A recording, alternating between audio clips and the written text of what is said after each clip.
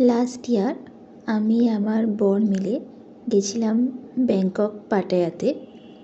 তো সেই জন্য আমরা গেছিলাম নভেম্বর মাস নাগাদ। তো আমরা সেই মোটামুটি রাত 8:30 নাগাদ পৌঁছে গেছিলাম এয়ারপোর্টেই আমরা ঢুকছি। তো আমার ভাই আমাদেরকে পৌঁছে দিয়েছিল, আমার ভাই মা দুজনেই গেছিলো আমাদের সাথে। তো দেখো আমরা এয়ারপোর্টে ঢুকছি, অ্যারাইভালের দিকে যাচ্ছি। তো প্রায় আমরা পৌঁছে গেছি, যেটা হচ্ছে এন্ট্রি পাস যেখান থেকে নিতে হয়, সেখানে আমরা এন্ট্রি পাসটা নেব। তো ওটা কালেক্ট করেই আমরা এবার ঢুকবো হচ্ছে এয়ারপোর্টের দিকে। তো এয়ারপোর্টে এটা আমার ফার্স্ট জার্নি, আমি এর আগে কখনো এখানে আসিনি। মানে প্রথম বিদেশ যাওয়া শুধু নয়, প্রথম ফ্লাইটেও চড়া। তো আমরা পৌঁছে গেছি, তো এয়ারপোর্টে ঢুকে গেলাম। আমরা মা ভাইকে গুড বাই জানিয়ে,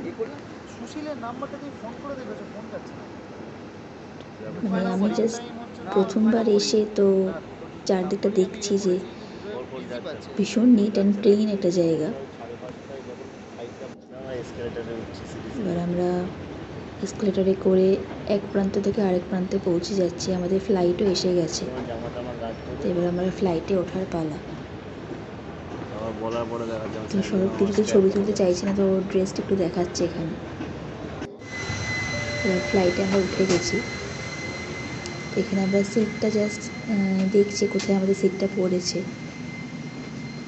ও এর আগেও ও প্রচুরবার ফ্লাইটে উঠেছে, বাট আমার কাছে প্রথম বলে ওই আমাকে গাইড করে নিয়ে যাচ্ছে।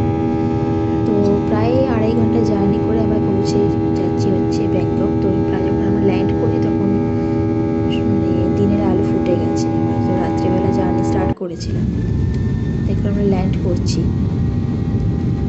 তোমার হাজব্যান্ড আমাকে বলছে পিছিয়ে বস, এগিয়ে বস, মানে আমাকে গাইড করছে যাতে কোনো প্রবলেম না হয়।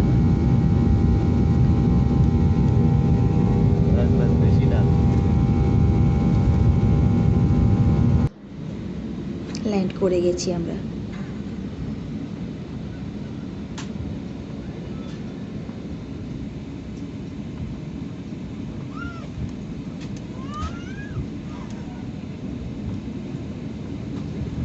রানওয়েতে এবার প্লেনটা নামছে আর কি, যেটুকুনি টাইম লাগে।